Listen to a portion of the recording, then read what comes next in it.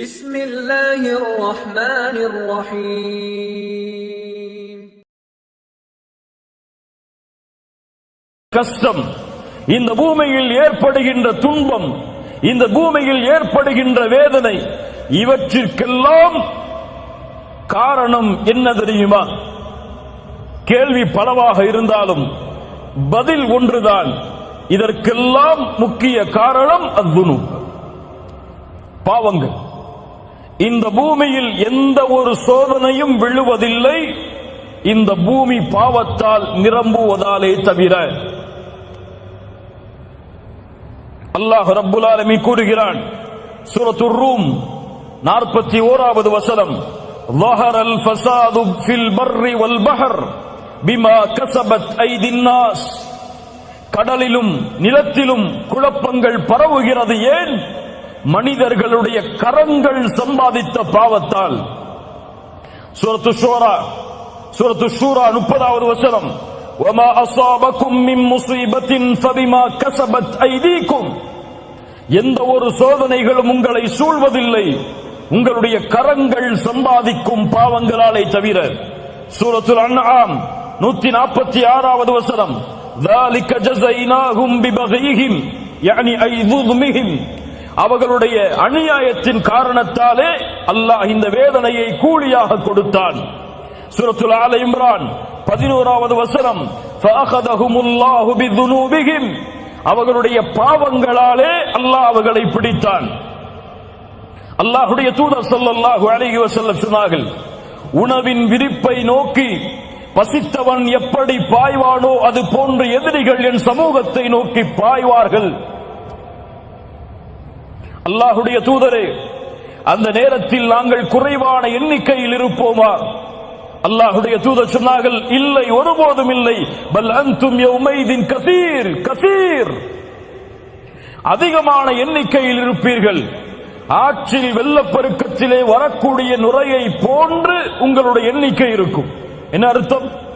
எண்ணிக்கை எல்லாம் கோடான கோடி. உலகத்தின் 2வது தரமுடைய மக்கள், எந்த நாட்டிலும் முதல் தரம், அவ்வளவு உலகத்தின் மெஜாரிட்டி. ஆனால் ஆற்றின் வெள்ளப்பெருக்கத்தில் வரக்கூடிய நுரைக்கு என்ன மதிப்போ அதுதான் அந்த எண்ணிக்கைக்கு மதிப்பு.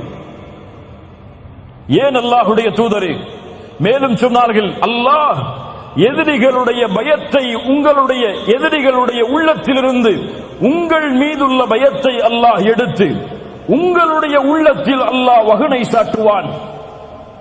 ஏன் இதுவெல்லாம் ஏன் நடக்கிறது? என்ன காரணம்? அல்லாஹ் விரும்பியதால் நடக்கிறதா? இல்லை. ஹுப்புத் துன்யா வ கராஹியத்துல் மௌத். உலக ஆசை, மரணத்தை வெறுக்கக்கூடிய தன்மை, இந்த இரண்டும் பெருகிவிடும் என்று அல்லாஹ்வுடைய தூதர் ஸல்லல்லாஹு அலைஹி வஸல்லம் சொன்னார்கள். ஆம், இதுவெல்லாம் எதை சொல்கிறது? இந்த பூமியில் பாவங்கள் நிலையாக இருப்பதால் தான் அல்லாஹ்வுடைய சோதனையும் வேதனையும் வருகிறது. இது ஒட்டுமொத்த சமூகத்திற்கும் தனிப்பட்ட மனிதருக்கும் சரி. ஆனால் கேள்வி கேட்கலாம், பலர் பாவம் செய்கிறார்கள், ஆனால் அவர்களுக்கெல்லாம் அருட்கொடைகள் கொட்டு என்று கொட்டுகிறது. பாவம் செய்யக்கூடிய மனிதன் செல்வத்தில் அதிகரிக்கிறான். பாவம் செய்யக்கூடிய மனிதனுக்கு உலகத்திலே மாடான மாளிகைகள் எப்படி கிடைக்கிறது? பாவம் செய்தால் தண்டனை உண்டென்றால் ஏன் இப்படி நடக்கிறது? அல்லாஹ்வுடைய தூதர் ஸல்லல்லாஹு அலைஹி வஸல்லம் அதற்கும் பதில் சொன்னார்கள். ஒரு அடியானுக்கு அல்லாஹ் இந்த பூமியில் உள்ள அருட்கொடைகளை கொடுக்க ஆரம்பிக்கிறான், அவன் பாவம் செய்தாலும் என்றால் அது அவனுக்கு கொடுக்கப்படுகிற அருட்கொடை அல்ல, அவனுக்கு அல்லாஹ் கொடுக்கின்ற வாய்ப்பு. சிறிது சிறிது அல்லாஹ் அவனை பிடிப்பான். எப்படி? இந்த ஆயத்தை ஓதிக்கொள்ளுங்கள். சூரத்துல் அன்ஆம் 44வது வசனம், فَلَمَّا نَسُوا مَا ذُكِّرُوا بِهِ فَتَحْنَا عَلَيْهِمْ أَبْوَابَ كُلِّ شَيْءٍ. எப்போது எம்முடைய நினைவை அவர்கள் மறக்கிறார்களோ அப்போது வானத்துடைய எல்லா கதவுகளும் அவர்களுக்காக திறக்கப்படும். அல்லாஹ்வை மறந்தால் வானத்துடைய கதவுகள் திறக்கப்பட்ட அருட்கொடைகள் கொட்டும். ஆனால் ஹத்தா இதா ஃபரிஹு பிமா ஊது, அல்லாஹ் கொடுத்ததை கொண்டு அவர்கள் நிம்மதியோடு வாழ்ந்து கொண்டிருக்கும் பொழுது அகத்னாஹும் பக்தா, திடீரென அல்லாஹ் அவர்களை பிடித்து விடுவான். அதற்கு பிறகு நஷ்டவாளிகளாக அவர்கள் மாறிவிடுவார்கள். அல்லாஹு அக்பர். கண்ணியத்துக்குரியவர்களே, உங்களுடைய வாழ்வாதாரம் குறைகிறது என்றால், ரிஸ்கில் உங்களுக்கு நெருக்கடி ஏற்படுகிறது என்றால் ஒரே காரணம்தான், நீங்கள் பாவத்தில் மூழ்குகிறீர்கள். உங்களுடைய இல்மு குறைகிறது என்றால் ஒரே காரணம்தான், பாவத்தில் மூழ்குகிறீர்கள். இப்னு மஸ்ஊத் ரலியல்லாஹு அன்ஹு அவர்கள் சொன்னார்கள், ஒருவன் கற்கின்ற இல்மை மறக்கிறான் என்றால் அதற்கு காரணமாக நான் அறிவது பில் ஹதீஅத்தி யஅமலுஹா, அவன் செய்யக்கூடிய பாவம்தான். இமாம் ஷாஃபிஈ ரஹிமஹுல்லாஹ், இமாம் மாலிக் அவர்களுடைய மாணவர். இமாம் மாலிக் அவர்கள் இமாம் ஷாஃபிஈ அவர்களுடைய இல்மின் திறமையை பார்த்து வியந்தார்கள். 9 வயதில் இமாம் மாலிக் எழுதிய முவத்தாவை முழுவதுமாக மனனம் செய்தார்கள். இமாம் ஷாஃபிஈ 9 வயதில் அழைத்தார்கள், யா ஷாஃபிஈ, உன்னுடைய இல்மை பார்த்து வியக்கிறேன். அல்லாஹ் உன்னுடைய கல்வில் நூரை வெளிச்சத்தை ஏற்படுத்தி இருக்கிறான். அந்த வெளிச்சத்தை பாவங்களால் அணைத்து விடாதே ஷாஃபிஈ. சுப்ஹானல்லாஹ். என்ன அறிவுரை பாருங்கள், என்ன அறிவுரை பாருங்கள். ஆம் கண்ணியத்துக்குரியவர்களை, எல்லாவற்றிற்கும் பாவங்கள் தான் காரணம். என்னால் சரியாக தொழுகையை நிறைவேற்ற முடியவில்லை, ஏன்? இரவு வணக்கத்தில் என்னால் ஈடுபட முடியவில்லை, ஏன்? பாவ மன்னிப்பின் பக்கம் விரைய முடியவில்லை, ஏன்? அல்லாஹுவை அதிகமாக நினைவு கூற முடியவில்லை, ஏன்? பொய்களை புறங்களை பேசுவதை விட்டு விலக முடியவில்லை, ஏன்? உறவுகளை சேர்த்து வாழ்வதை விட்டு பெற்றோர்களுக்கு பணிவிடை செய்வதில் என்னால் நெருங்க முடியவில்லை, ஏன்? அதிகமாக அல்லாஹ்வுடைய பாதையில் என்னால் கொடுக்க முடியவில்லை, ஏன்? கேள்விகள் பல தொடர்கிறது. தொழுகையில் நின்றால் ஈடுபாடு இல்லை, அல்லாஹ்வுடைய பாதைக்காக உழைத்தால் முழுமை இல்லை, எந்த வழியில் சென்றாலும் நிம்மதி இல்லை, ஏன்? அலி இப்னு அபி தாலிப் அவர்களிடத்தில் ஒரு மனிதர் வந்து கேட்டார், யா அலி, ஹுர்ரிம்து மினஸ் ஸலாத்தி பில்-லைல், இரவுடைய வணக்கத்திலிருந்து தூரமாகிறேன், தடுக்கப்படுகிறேன். ஆனால் காரணம் தெரியவில்லை அலியே, ஏன் இரவு வணக்கத்தை என்னால் தொழ முடியவில்லை? அலாரம் வைக்கிறேன், மனைவியை எழும்படி என்னை எழுப்பிவிடு என்று கூறுகிறேன், எல்லா வசதிகளையும் ஏற்படுத்துகிறேன், ஆனால் இரவு வணக்கத்தில் ஈடுபட முடியவில்லை அலி, ஏன்? அலி அவர்கள் சொன்னார்கள், அந்த ரஜுலுன் கது கையதத்க துனூபுக், நீ பாவங்களால் பிணைக்கப்பட்ட கட்டப்பட்ட மனிதனாக இருக்கிறாய். தொழுகையை சரியாக தொழ முடியவில்லையா? முயற்சி எடுத்தும் உங்களிடத்திலே பாவங்கள் இருக்கிறது. அல்லாஹ்வை முழு மனதோடு அழைக்க முடியவில்லையா? உங்களிடத்திலே பாவங்கள் இருக்கிறது. இரவு வணக்கத்திலே ஈடுபட முடியவில்லையா? உங்களிடத்திலே பாவங்கள் இருக்கிறது. நன்மையில் முன்னேற முடியவில்லையா? உங்களிடத்திலே பாவங்கள் இருக்கிறது. இதிலிருந்து நீங்கள் தௌபா செய்து விலகாமல் எந்த ஒரு சோதனையும் உங்களிடமிருந்து நீங்கள் நீக்க முடியாது. நபி நூஹ் அதைத்தான் சொன்னார் சமூகத்திற்கு. சூரத்து நூஹ், நபி நூஹ் சொன்னார்கள், ஃபகுல்து இஸ்தக்ஃபிரு ரப்பக்கும் இன்னஹு கான கஃபாரா. நபி நூஹ் தன் சமூகத்திற்கு சொன்னார், இஸ்தக்ஃபிரு ரப்பக்கும், ரப்பிடத்திலே மன்னிப்பை தேடுங்கள், அவன் மன்னிக்க கூடியவனாக இருக்கிறான். யுர்சிலிஸ் ஸமாஅ அலைக்கும் மித்ராரா, மலைகளை அவன் தொடர்ச்சியாக ஏற்படுத்துவான். அவனிடத்திலே பாவ மன்னிப்பை தேடுங்கள். உலகத்தில் செல்வத்தாலும் குழந்தைகளாலும் இந்த உலகத்தின் தோட்டங்களாலும் அதில் ஓடக்கூடிய ஆறுகளாலும் அல்லாஹ் உங்களுக்கு உதவி செய்வான், ஏற்படுத்துவான். அல்லாஹ்விடத்திலே மன்னிப்பை தேடுங்கள் என்று நூஹ் அலைஹிஸ்ஸலாத்து வஸ்ஸலாம் அவர்கள் சொன்னார்கள். ஆம் கண்ணியத்துக்குரியவர்களே, அல்-இஸ்திக்ஃபார், அல்-இஸ்திக்ஃபார், எம்முடைய பாவங்களுக்குரிய மன்னிப்பு எம்முடைய வாழ்வின் கவலையை நீக்கும், எம்முடைய துக்கத்தை நீக்கும், எமக்கு வரக்கூடிய சோதனையை நீக்கும்.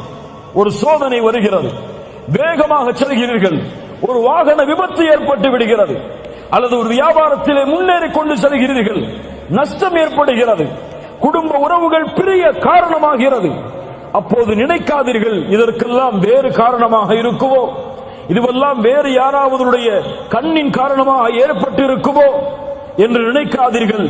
நீங்கள் நினைக்கக்கூடிய முதல் நினைப்பு, என்ன பாவம் செய்தேன் நான், எந்த பாவம் என்னிடத்திலே இருக்கிறது, நான் சோதிக்கப்படுகிறேனே, என்ன பாவத்திற்கு நம்மிடத்திலே மன்னிப்பை தேட மறந்துவிட்டேன், அதை நினைவு கூர்ந்து மன்னிப்பை தேடுங்கள். என் வாழ்வில் நடந்த ஒரு செய்தி. இந்த நாட்டிலே ஒரு வாகனத்திலே நான் சென்று கொண்டிருக்கும் பொழுது ஒரு பெண் என்னுடைய வாகனத்திலே மோதிவிட்டாள். மோதிய பிறகு என்னுடைய வாகனம் அதிகமாக பாதிக்கப்படுகிறது. அந்த பெண் இறங்கி வருகிறார்கள், மன்னிப்பு கேட்கிறாள். அப்போது என் கணவன் வரட்டும், இருவரும் சேர்ந்து நாம் போலீஸ் ஸ்டேஷனுக்கு போவோம் அப்படின்னு சொல்லி அந்த பெண் சொல்றாங்க. வெயிட் பண்றோம். அவங்களுடைய கணவன் வர்றார். மாஷா அல்லாஹ், அல்லாஹ் அவருக்கு அருள் செய்யட்டும். வந்து பார்த்தார் யாரின் மீது தவறு என்று. உணர்ந்து கொண்டால் தன் மனைவியின் பக்கம் தான் தவறு என்று ஒரே வார்த்தை தான் சொன்னார். நீ ஏதோ பாவம் செய்திருக்கிறாய், செல் 2 ரக்காத் தொழு, அல்லாஹ்விடத்திலே மன்னிப்பு தேடு, அதற்கு பிறகு நாம் காவல் நிலையத்திற்கு செல்லுவோம்.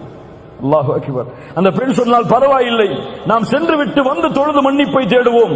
இல்லை இல்லை இல்லை, இதற்கு காரணம் நான் செய்கின்ற பாவமாகத்தான் இருக்கும், செல் தொழுது விட்டு வா, அதற்கு பிறகு போவோம். அல்லாஹு அக்பர். இப்படிப்பட்ட மனிதர்கள் இந்த பூமியிலும் வாழ்கிறார்கள். ஆம் கண்ணியத்துக்குரியவர்களே, இந்த நிகழ்வும் இது போன்ற நிகழ்வுகளும் நம்முடைய வாழ்வில் ஏற்பட்டால் முதலாவது நினையுங்கள், எந்த பாவம் என்னிடத்தில் இருக்கிறது, சரியாக தொழுகிறேனா, சரியாக ஜக்காத்தை கொடுத்தேனா, ஹஜ் கடமையாக ஹஜ் செய்தேனா, புறம் பேசுகிறேனா, பொய் பேசுகிறேனா, பெற்றோர்களுக்கு மாறு செய்தேனா, மனைவிக்கு நோவினை செய்தேனா, பிள்ளைகளுக்கு நோவினை செய்தேனா, என் ரப்பை நினைவு கூற மறந்தேனா, என் ரப்புடைய தொடர்பில் துண்டித்து இருக்கிறேனா. இந்த பாவத்தை விட்டு நீங்கினால்தான் என் சோதனை அகலும் என்று நினைத்தால் அல்லாஹ் ரப்புல் ஆலமீன் அந்த பாவ மன்னிப்பில் நம்முடைய வாழ்வின் கவலைகளை, பிரச்சனைகளை நீக்குவான். மூன்றாவது, அஸ்ஸலாஹ். அஸ்ஸலாஹ் உள்ளத்தின் நிம்மதி, வாழ்வின் நிம்மதி, ஒட்டுமொத்த கவலைகளும் ஒரு சுஜூதில் நீக்கிவிடும் நிம்மதியை அல்லாஹ் இந்த தொழுகையில் வைத்திருக்கிறான்.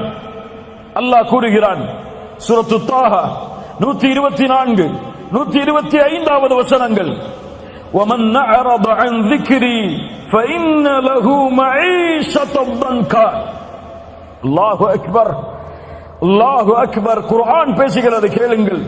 وَمَنْ أَعْرَضَ عَنْ ذِكْرِي, என் நினைவிலிருந்து யார் தூரமாகிறானோ, فَإِنَّ لَهُ مَعِيشَةً ضَنْكًا, அவனுக்கு நெருக்கடியான வாழ்வை நாம் ஏற்படுத்துவோம்.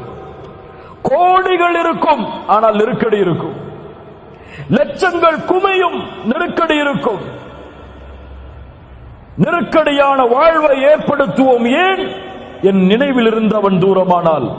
ஜும்ஹூர் அஹ்லு தஃப்ஸீர், தஃப்ஸீர் கலையுடைய விரிவுரையாளர்கள் எல்லோரும் சொல்கிறார்கள் சேர்ந்து, அல்லாஹ்வின் நினைவு என்று அல்லாஹ் குர்ஆனிலே குறிப்பிடுவது அஸ்ஸலாஹ். தொழுகையிலிருந்து தூரமானால் இந்த உலகம் நெருக்கடியாகும், பிரச்சனைகள் நெருக்கடியாகும், குடும்பத்தில் நிம்மதி இருக்காது, தொழிலில் நிம்மதி இருக்காது, கல்வியில் நிம்மதி இருக்காது, எதை தொட்டாலும் சோதனையில் முடியும். தொழுகையை அவன் சரியான முறையில் நிறைவேற்றவில்லை என்றால், ஃபஜ்ருடைய தொழுகையை தொழாமல் அவன் காலையில் விழித்தால் அந்த தினம் முழுவதும் அவனுக்கு சோதனை, சோதனைதான். கெட்ட நாள் நல்ல நாள் இஸ்லாமில் கிடையாதா? உண்டா இல்லையா? கெட்ட நாள் நல்ல நாள் இஸ்லாம் இருக்கா? கிடையாது. ஆனால் இருக்கிறது. ஒரு மனிதனுக்கு கெட்ட நாள் என்றால் எப்போது அவன் ஃபஜ்ர் தொழவில்லையோ அதுதான். அல்லாஹ்வுடைய தூதர் ஸல்லல்லாஹு அலைஹி வஸல்லம் சொன்னார்கள், இரவில் தூங்கும் பொழுது ஷைத்தான் 3 முடிச்சுகளை போடுகிறான். எத்தனை முடிச்சுதா? எத்தனை முடிச்சு? 3 முடிச்சுகளை போடுகிறான். ஒவ்வொரு முடிச்சை போடும் பொழுதும் சொல்லுகிறான், இரவு தூரமானது, இரவு தூரமானது. தூங்கு, நிம்மதியோடு உறங்கு என்று சொல்லுகிறான். அல்லாஹ்வுடைய தூதர் ஸல்லல்லாஹு அலைஹி வஸல்லம் சொன்னார்கள், எப்போது அவன் எழுந்து அல்லாஹ்வை நினைவு கூறுகிறானோ அப்போது ஒரு முடிச்சு அவிழ்கிறது. எப்போது உது செய்கிறானோ இரண்டாவது முடிச்சு அவிழ்கிறது. எப்போது தொழுகிறானோ மூன்றாவது முடிச்சாக அவிழ்கிறது. அப்போது அவன் நஷீதன் தய்யிபன் நஃப்ஸ், ஆரோக்கியமானவனாக, மகிழ்ச்சியுடையவனாக, நிம்மதியுடையவனாக எழுந்திருக்கிறான். அந்த உள்ளத்தோடு எழுந்திருக்கிறான். ஆனால் மூன்று முடிச்சுக்களும் அவிழ்க்கப்படவில்லை என்றால் ஹபீஸன் நஃப்ஸ், அசுத்தமான உள்ளத்தோடு, கஸ்லான், சோம்பேறியாக அவன் எழுந்திருக்கிறான். புரியுதா? அந்த மூன்று முடிச்சுக்களும் அவிழ்க்கப்பட்டு ஃபஜ்ருடைய தொழுகையை அவன் நிறைவேற்றினால் அன்றைய தினம் முழுவதும் அவன் தொடக்கூடிய எல்லா காரியமும் வெற்றி. ஃபஜ்ருடைய தொழுகை தொழாமல் அவன் எழுந்திருந்தால் அன்றைய தினம் முழுவதும் சோம்பேறித்தனத்தால் நிரம்பி இருக்கும். மேலும் சொன்னார்கள், யார் ஒருவன் ஃபஜ்ருடைய தொழுகையை தொழாமல் உறங்குகிறானோ அவனுடைய காதில் ஷைத்தான் சிறுநீர் கடிக்கிறான். அல்லாஹ்வுடைய தூதருடைய வாக்கு உண்மை. ஃபஜ்ருடைய தொழுகையை தொழாமல் உறங்கிக் கொண்டிருப்பவர்களே, உங்களுடைய காதில் ஒருவன் சிறுநீர் கழிக்கிறான். அவன் யார்? அல்லாஹுவால் சபிக்கப்பட்டவன், தூதரால் சபிக்கப்பட்டவன், மூமின்களால் சபிக்கப்பட்டவன். அது மட்டுமல்ல, அல்லாஹ்வுடைய தூதர் சொன்னார்கள், இரண்டு தொழுகை முனாஃபிக்குகளுக்கு தான் சிரமம். நல்ல பதிஞ்சுக்கோங்க, நல்ல உள்ளத்தில் அழுத்தி தேய்ங்க இந்த ஹதீஸை. இரண்டு தொழுகை முனாஃபிக்குகளுக்கு தான் சிரமம். அல் ஃபஜ்ரு வல் இஷாஉ, இதுவெல்லாம் அல் ஃபஜ்ர் வல் இஷா. நான் சொல்லுகிறேன், ஃபஜ்ருடைய தொழுகையை தொழாமல் உங்களுடைய விழிப்பு இருந்தால், சூரியன் உதயமானதற்கு பிறகு நீங்கள் ஃபஜ்ரை தொழக்கூடிய வழக்கமுடையவர் என்றால், அல்லாஹ் பாதுகாக்கட்டும், அல்லாஹ் பாதுகாக்கட்டும், நாம் முனாஃபிக் என்பதில் சந்தேகமே கிடையாது. நீங்க முஃமின் நினைச்சுக்கோங்க, அல்லது ஜமாத்து தலைவர் நினைச்சுக்கோங்க, அல்லது ஒரு இயக்கத்துடைய தலைவர் நினைச்சுக்கோங்க, அல்லது முஸ்லிம்களுடைய தலைவர் நினைச்சுக்கோங்க, என்னுடைய ஈமான் எல்லாம் இன்று மௌத்தானா சொர்க்கம் ஜன்னத்துல் ஃபிர்தௌஸுடைய உயர்ந்த இடம் என்றெல்லாம் கற்பனை செய்து கொள்ளுங்கள். ஆனால் ஃபஜ்ருடைய தொழுகை இல்லாமல் உங்களுடைய தினம் ஆரம்பமானால், நிஃபாக் இல்லாமல் நீங்கள் எழுந்திருக்கவில்லை. சுப்ஹானல்லாஹ். அல்லாஹ் ரப்புல் ஆலமீன் நம்மை பாதுகாப்பானாக. ஃபഖலஃப மின் பஅதிஹிம் கல்ஃபுன் அதாஉஸ் ஸலாத், பின்னால் வரக்கூடிய மக்கள் தொழுகையை பாழாக்குவார்கள். ஒன்று சொல்லவா? 5 நேர தொழுகையை ஒருவன் தொழுதாலும் அவன் நரகம் செல்லுவான். 5 நேர தொழுகையை தொழுதாலும் எங்கே செல்லுவான்? எங்கே செல்லுவான்? இவன் நரகம் செல்லுவான். யார் அவன்? அதாஉஸ் ஸலாத், தொழுகையை வீணடிப்பான். ஃபஸௌஃப யல்கௌன கய்யா, கய்யா என்ற நரக ஆற்றில் அல்லாஹ் அவர்களை ஒன்று சேர்ப்பான். தொழுகையை பாழாக்குபவர்கள். இப்னு அப்பாஸ் சொன்னார்கள், அஹ்ஹருஸ் ஸலாத அன் வக்திஹா, தொழுகையை அதனுடைய நேரத்தில் தொழாதவன். தொழுகையை விடுறவங்க கிடையாது நரகத்துக்கு போறவங்க. அவங்களுக்கு நரகம், சக்கரண்ட நரகம் ஒதுக்கப்படுகிறது. ஆனால் தொழுகையை தொழுபவனும் நரகம் செல்லுவான். தொழுகையை அதனுடைய நேரத்தில் தொழவில்லை என்றால், குர்ஆன் சொல்லுகிற தீர்ப்பு, காலை 7 மணிக்கு உங்களுக்கு ஃபஜ்ர் வருதுன்னா, மதியம் 6 மணிக்கு உங்களுக்கு முஹர் அஸர் வருதுன்னா, உங்களுக்கு மகரிப் எல்லாம் 8 மணிக்கு, இஷாவெல்லாம் காலையில எழுந்ததுக்கு பிறகுதான் வருகன்னு சொன்னா, நீங்க 5 நேர தொழுகையை தொழுதாலும் இந்த தொழுகையுடைய கூலியாக நீங்கள் எதிர்பார்ப்பது உங்களுக்கு கிடைக்காது. فسوف يلقون غيا. அல்லாஹ் எச்சரிக்கிறான், அவர்களை கையா என்ற நரக ஓடையில் அல்லாஹ் சங்கமிக்க வைப்பான். அல்லாஹ் பாதுகாப்பானாக. தொழுகை வாழ்வில் உள்ள எல்லா பிரச்சனைகளையும் நீக்கும். அதனால் தான் அல்லாஹ் கூறுகிறான், யா அய்யுஹல்லதீன ஆமனூ இஸ்தஈனு பிஸ்ஸப்ரி வஸ்ஸலாஹ் இன்னல்லாஹ மஅஸ் ஸாபிரீன். ஈமான் கொண்டவர்களே, தொழுகையை கொண்டும் பொறுமையை கொண்டும் அல்லாஹ்விடத்திலே உதவி தேடுங்கள். சுப்ஹானல்லாஹ். நோயில் அவதைப்படுகிறீர்களா? எந்த மருத்துவரும் உங்களை ஏற்றுக்கொள்ள தயாரில்லையா? எல்லோரும் கைவிடுகிறார்களா? இஸ்தஈன் பிஸ்ஸலாஹ். 2 ரக்அத் உது செய்து தொழுது சுஜூதில் கேளுங்கள், லா மரீத இல்லா ஷஃபைத யா ரப். நீ இல்லாமல் நோயை குணமாக்க முடியாது யா அல்லாஹ். எந்த மருத்துவ உலகமும் என்னை கைவிட்டாலும் நீ நாடினால் இந்த நோயை குணமாக்க முடியும். உன்னை தவிர யாரும் இல்லை இதை குணமாக்குவதற்கு என்று உங்களை ஒப்படையுங்கள். இன்ஷா அல்லாஹ் நீங்கள் சுஜூதில் இருந்து எழுவதற்கு முன்னால் உங்களுடைய நோய் குணமாகும். கடனில் பிரச்சனையா? கோடி கோடி கடன் குவிந்து விட்டதா? வெளியேறுவதற்கு வழி தெரியவில்லையா? இஸ்தஈன் பிஸ்ஸலாஹ். குழந்தை இல்லையா? இஸ்தஈன் பிஸ்ஸலாஹ். வீட்டில் மனைவிக்கும் உங்களுக்கும் பிரச்சனையா? இதை தீர்ப்பதற்கு வழி தெரியவில்லையா? இஸ்தஈன் பிஸ்ஸலாஹ். நிறுவனத்தில் வேலையை விட்டு உங்களை தூக்குகிறார்கள். வாழ்வாதாரம் என்ன ஆகப் போகிறது என்று தெரியவில்லை. இஸ்தஈன் பிஸ்ஸலாஹ். தொழுது முடிப்பதற்குள் உங்களுக்கு நீங்கள் விரும்பிய வேலையை விட சிறந்த வேலை உங்கள் வீட்டின் வாசலின் கதவை தட்டும். தொழுகையை கொண்டு உதவி தேடுங்கள். தொழுகையில் சுஜூதில் அல்லாஹ்விடத்திலே அதிகம் கேளுங்கள். எல்லா பிரச்சனைகளும் நீக்கப்படும். ஏன்? அல்லாஹ்வுடைய தூதர் சொன்னார்கள், ஒரு அடியான் அல்லாஹ்விடத்திலே நெருக்கமாக இருக்கக்கூடிய நிலைமை சுஜூத். ஃபஅக்ஸிரு ஃபீஹி மினத் துஆ. அதில் துஆவை அதிகப்படுத்துங்கள் என்று அல்லாஹ்வுடைய தூதர் முஹம்மது ரசூலுல்லாஹ் ஸல்லல்லாஹு அலைஹி வஸல்லம் சொன்னார்கள். 4வது கவலைகள் நீங்க 4வது வழி அஸ்ஸபர். وبشر الصابرين وبشر الصابرين. பொறுமையாளர்களுக்கு நற்செய்தி கூறுங்கள். இந்த உலகத்திலும் மறுமையிலும் அவர்களுக்கு அருள் உண்டு.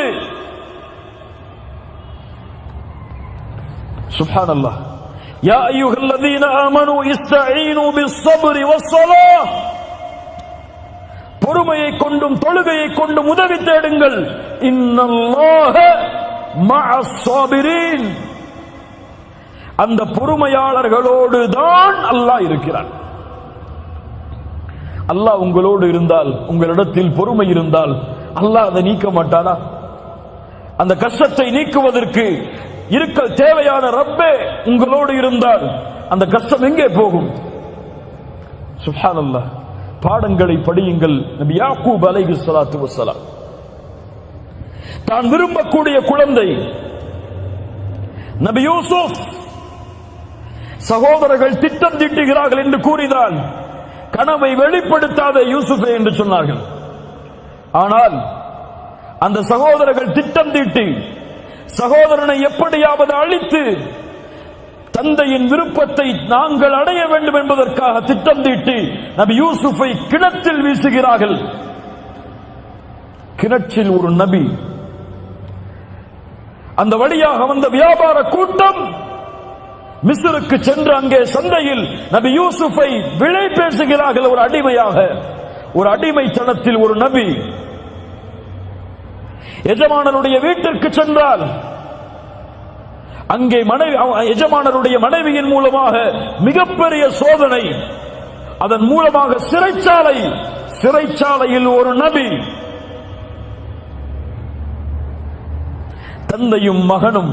சுப்ஹானல்லாஹ். தந்தை சொன்னார், என் மகனை நீங்கள் ஏதோ செய்து விட்டீர்கள். ஃபஸப்ருன் ஜமீல், ஃபஸப்ருன் ஜமீல். அழகிய பொறுமையை கையாளுவேன். அல்லாஹ் நபி யூசுஃபை மறுபடியும் நபி யாக்கூபிடத்திலே கொண்டு வந்து சேர்த்தான். 2 முறை சொன்னார்கள் இதே வார்த்தையை நபி யாக்கூப். இதே வார்த்தையைத்தான் எம்முடைய தாயும் கூறினார்கள். யார் யார்? ஆயிஷா ரலியல்லாஹு அன்ஹா. எவ்வளவு பெரிய சோதனை நபி ஆயிஷா அவர்களுக்கு ரலியல்லாஹு அன்ஹா. தூதரின் மனைவி, அல்லாஹ்வின் நேசத்துக்குரிய பெண் ரலியல்லாஹு அன்ஹா.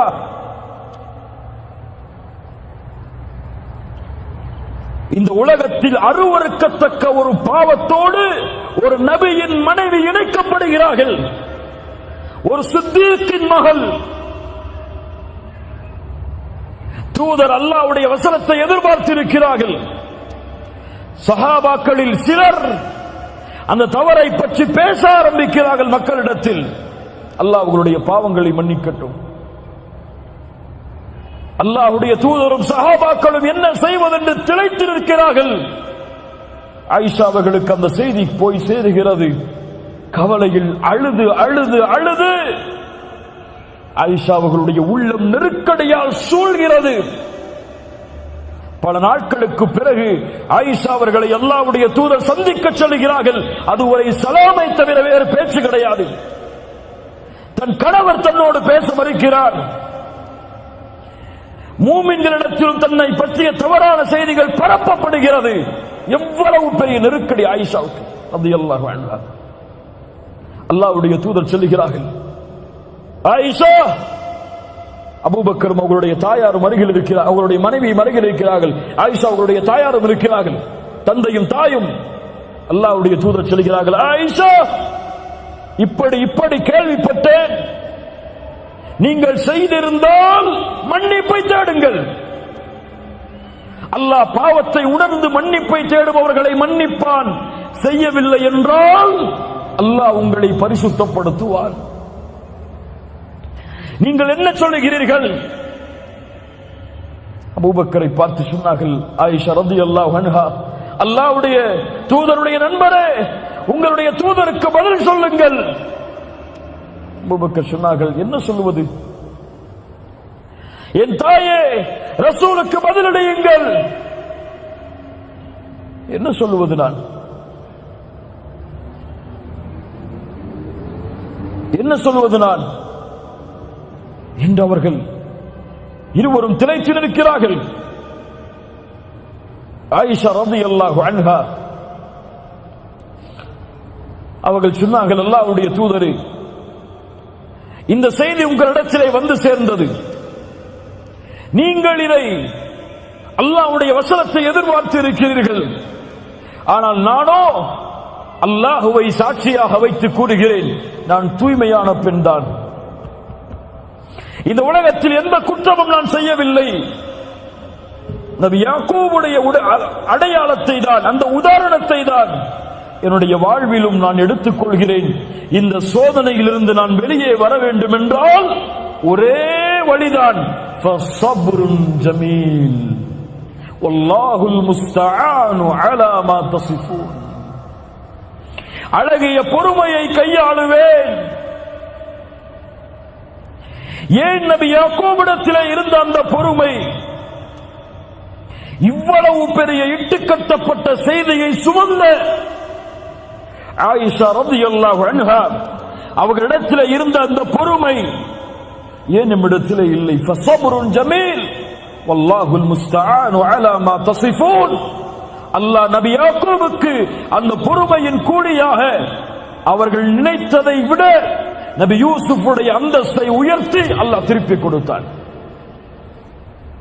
நபி ஆயிஷா, நபியுடைய மனைவியுடைய ஆயிஷா ரலியல்லாஹு அன்ஹா அவர்களுடைய பொறுமையால் அல்லாஹ் அவர்களை பரிசுத்தப்படுத்துவதற்காக உலகம் அழியும் வரையிலும் இருக்கக்கூடிய குர்ஆனில் அல்லாஹ் வசனங்களை இறக்கி நிரூபித்தான்.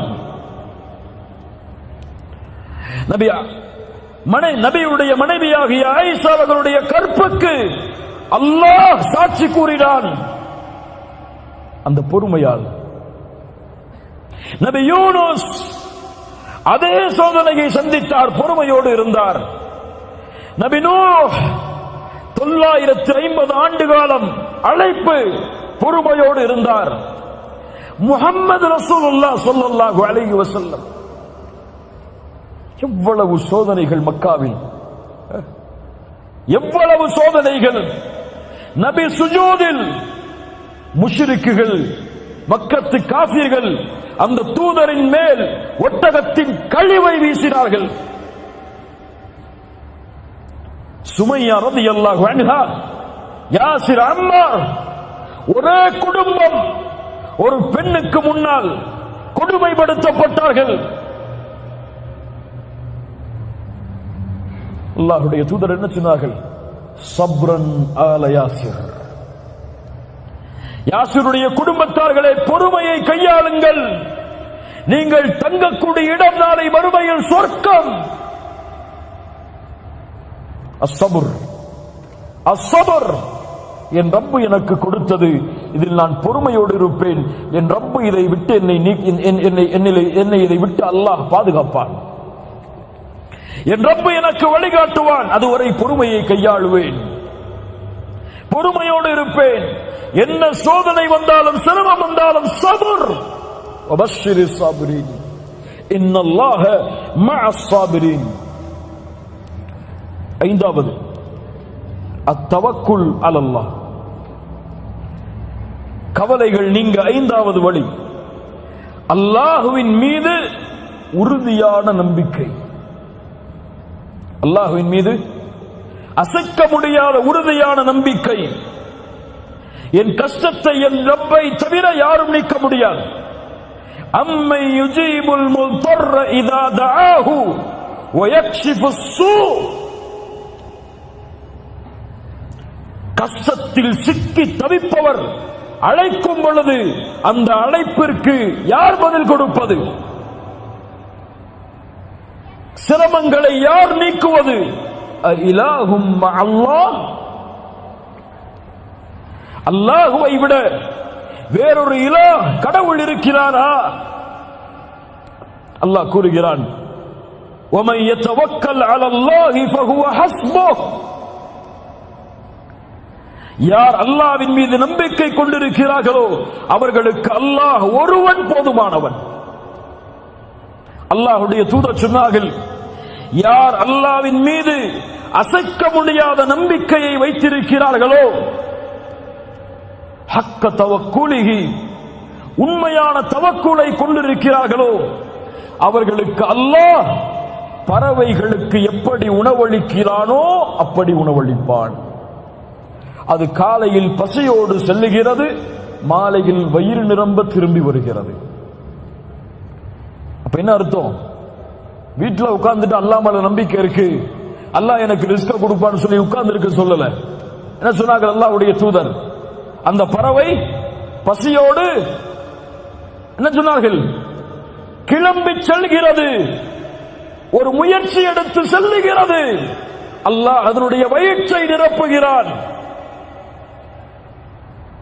ரப்புல் ஆலமீன் இந்த உலகத்தில் உள்ள ஒரு இருள் சூழ்ந்த இரவில், ஒரு இருண்ட பாறையில் ஊறக்கூடிய ஒரு அணுவிற்கும் உணவளிக்க ரப்பு மறக்காத பொழுது, ரப்பின் மீது நம்பிக்கை கொண்டிருந்தால் உங்களுக்கு அல்லாஹ் வாழ்வாதாரத்தை ஏற்படுத்தாமல் இருப்பாடா?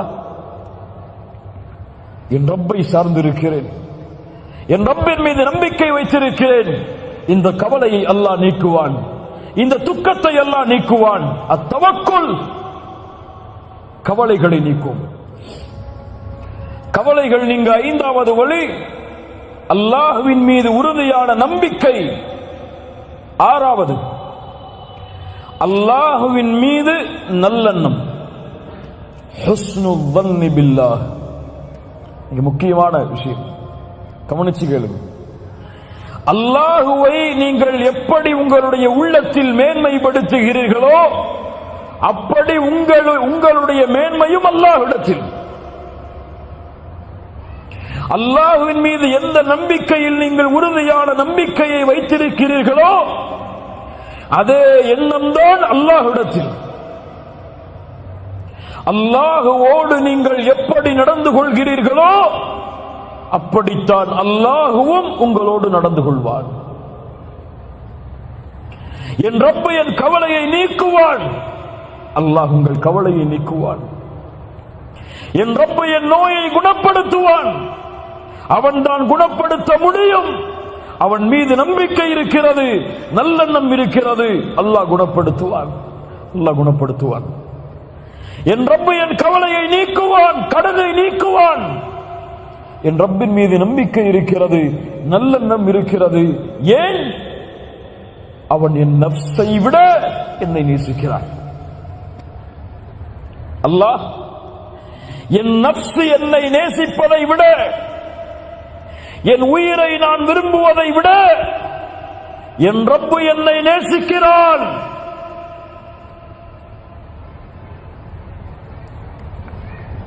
தூதருக்கு முன்னால் ஒரு குழந்தை காணாமல் போய் ஒரு தாயிடத்திலே கொடுக்கப்படுகிறது. அந்த தாய் அந்த உணவுக்கு, அந்த குழந்தைக்கு உணவை கொடுக்க தயாராகிறார்கள். அல்லாஹ்வுடைய தூதர் கேட்டார்கள், தோழர்களே, இந்த தாய் இந்த குழந்தையை நெருப்பில் வீசுவாளா? சஹாபாக்கள் சொன்னார்கள், எப்படி அல்லாஹ்வுடைய தூதரே, தான் பெற்றெடுத்த குழந்தையை ஒரு பெண் நெருப்பில் வீசுவாள்? லல்லாஹு அர்ஹமு பிஇபாதிஹி மின் ஹாதிஹி பிவலதிஹா. ஒரு தாய் தன்னுடைய குழந்தையின் மீது எப்படி இந்த பாசத்தை காட்டுகிறாளோ, இதை விட அல்லாஹ்